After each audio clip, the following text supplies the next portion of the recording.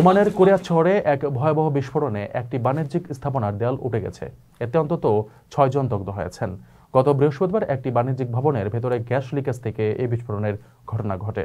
তাৎক্ষণিকভাবে দগ্ধ অবস্থায় 5 জনকে উদ্ধার করে হাসপাতালে পাঠানো হয়।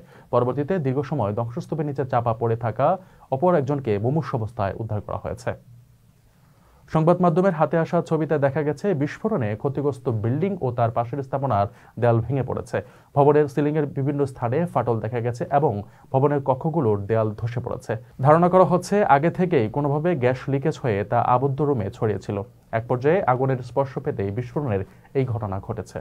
আহত কয়েকজনের অবস্থা বেশ সংকটাপন্ন বলে জানা গেছে।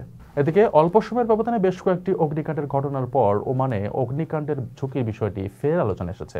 অগ্নিকাণ্ডের ঘটনায় রাজধানী মাস্কাট তালিকায় সবার উপরে।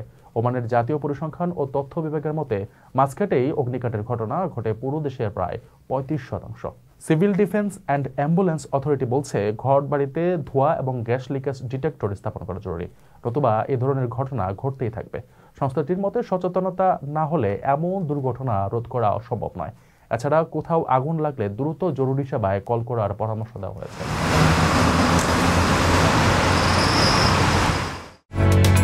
ওমানের সেরা রেট দিচ্ছে বাংলাদেশি প্রতিষ্ঠান গালফ এক্সচেঞ্জ। প্রিয়জনকে টাকা পাঠাতে আজই আসুন আমাদের যে কোনো ব্রাঞ্চে অথবা কল করুন স্ক্রিনে দেয়া নাম্বারে।